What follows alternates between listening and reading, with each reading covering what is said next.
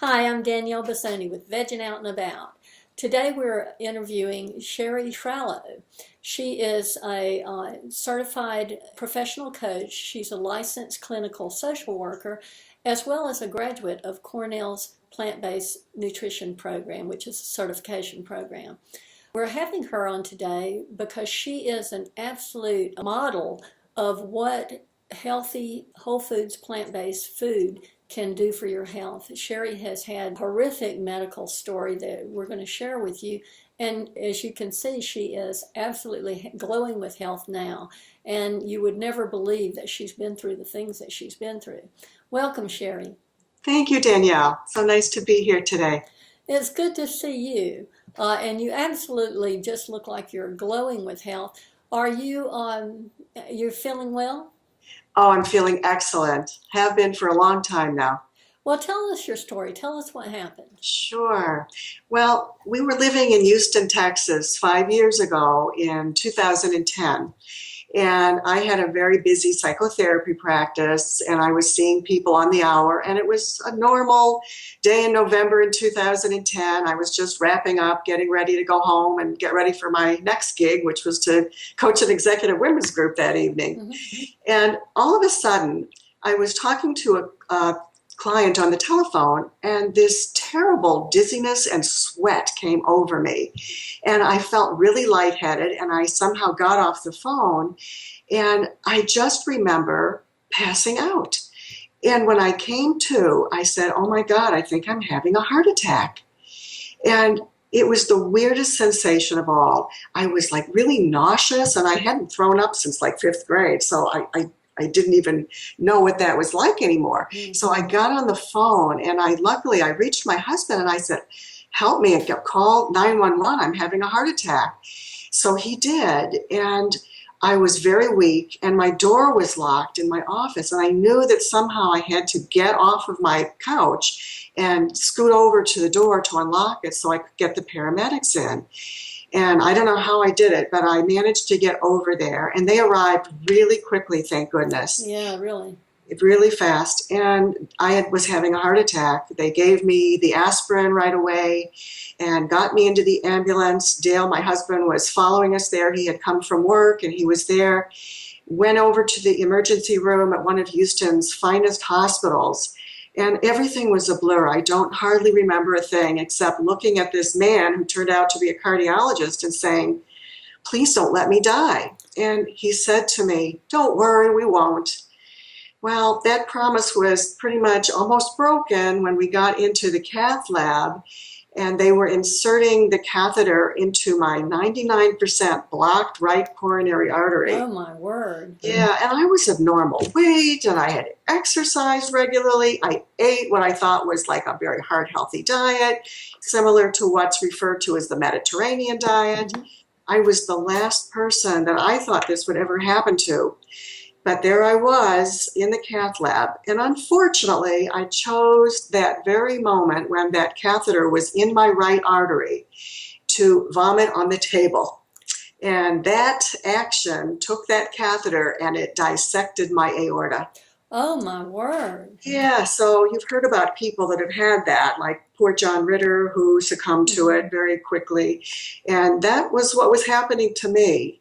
So the surgeon, the head surgeon of that hospital, happened to be there within reach and rushed past my husband. And when he heard what was happening, he just quickly told my husband, "You need to gather your family. I don't give her more than a 20% chance of coming out of this." So I learned later that I coded 3 times on the table that day. They had to do emergency bypass surgery on me, as well as repairing my aorta. So I came out of it alive, but not in very critical condition, and was put into the ICU. I stayed there for 11 days. The first few days, they kept my chest open. They weren't able to sew me back up because I was on life support, and they had a heart-lung machine keeping me alive. My husband, Dale, says there was someone standing at the foot of the bed 24/7 from the company that made the machine to make sure it didn't shut off, so I would have died otherwise. But I was well enough to pull through that, thank goodness, got through it, and survived. And that was the beginning of how everything in my life changed. I was only 56 years old at the time. So how did everything in your life change?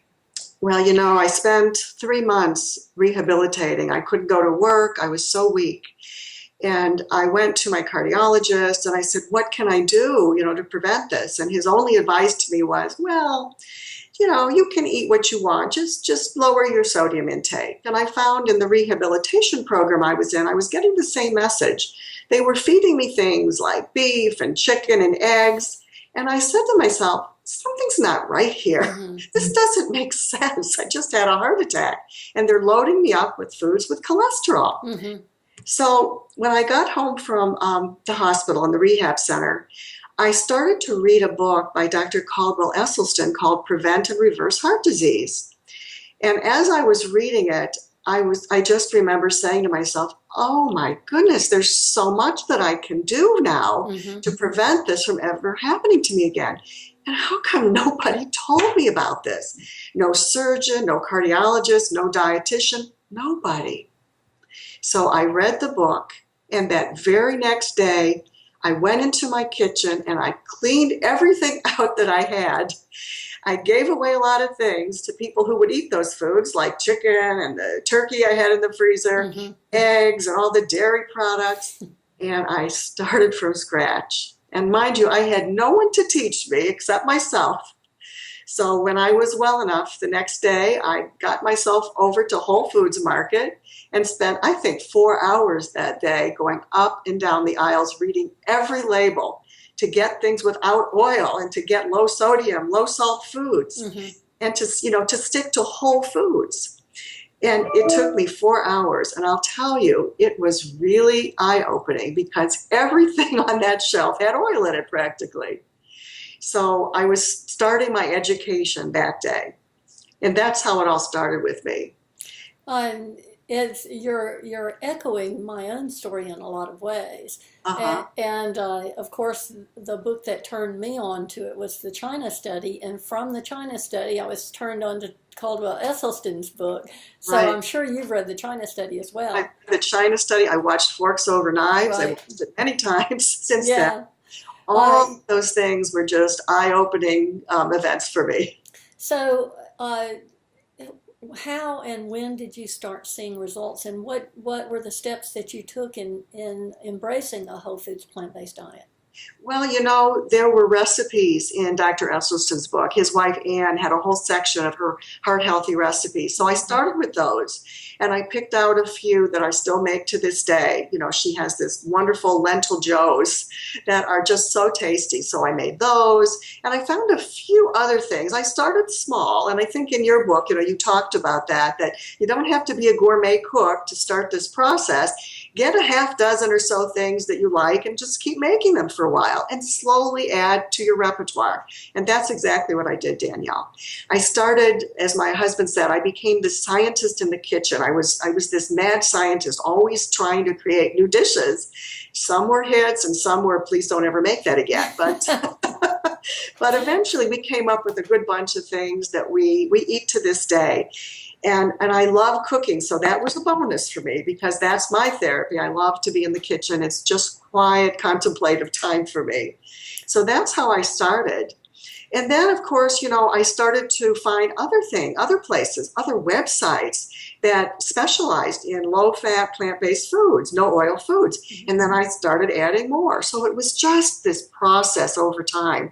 And I look back to the first day when I started and where I'm at now, and it's like, wow, what a journey it's been. My cooking is just unbelievable now, and I have so many things I can pull up anytime I want. So I have a question for you about this. How can you live without meat?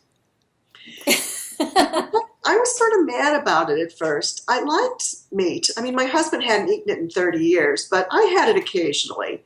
But you know what? I decided when I cleaned out my cabinet, my refrigerator and freezer that day, that my life was worth a lot more to me than a piece of steak.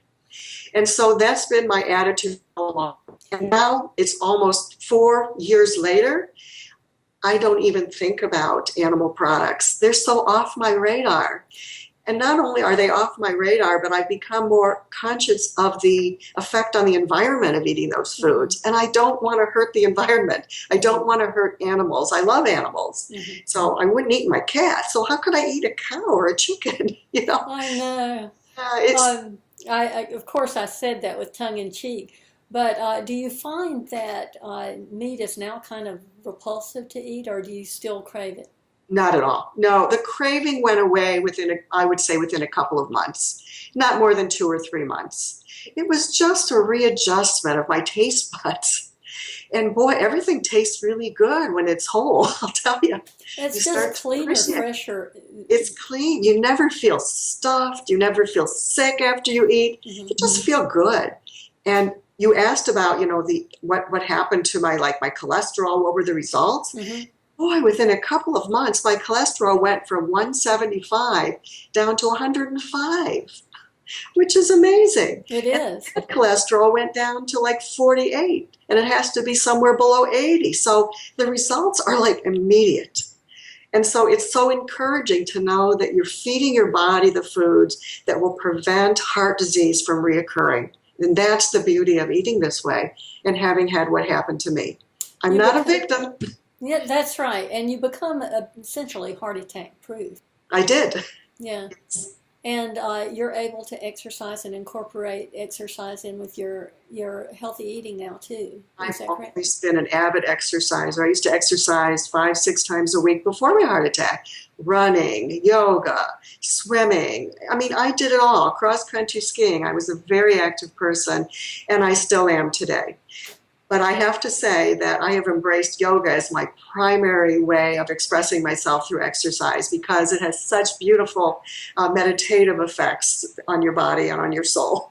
So I love it. I'm going to have to try yoga. I have tried it many times over the years, and I always get hurt. I've always had trouble with muscle strains, and I think I've always had instructors that pushed me harder than my body was willing to go, and didn't really listen to me when I told them I don't think I should be doing this, and Right. I ended up pulling muscles in my back or in my shoulder. Well, you'll have to come to Chicago and try my yoga teacher because she's the best in the world, and that would never happen with her. Oh, good. Well, I'll have to do that. Yes. Well, this is part one of the interview that I'm doing with Sherry Shrallow. She has a lot to share, and we don't want to inundate you with too much information at once. This has just been a fabulous talk, and I encourage everyone to consider adopting a plant-based diet. I have, and it's just turned my life around, and I meet people all the time who have the same result. Don't you, Sherry? Absolutely. And we'll talk about that in part 2, what both you and I have been doing to spread the word. So I'll be back with you soon for the second part of Sherry Shrallow's interview. So goodbye for now, Sherry. Thanks, Danielle. Goodbye for you. Thank you.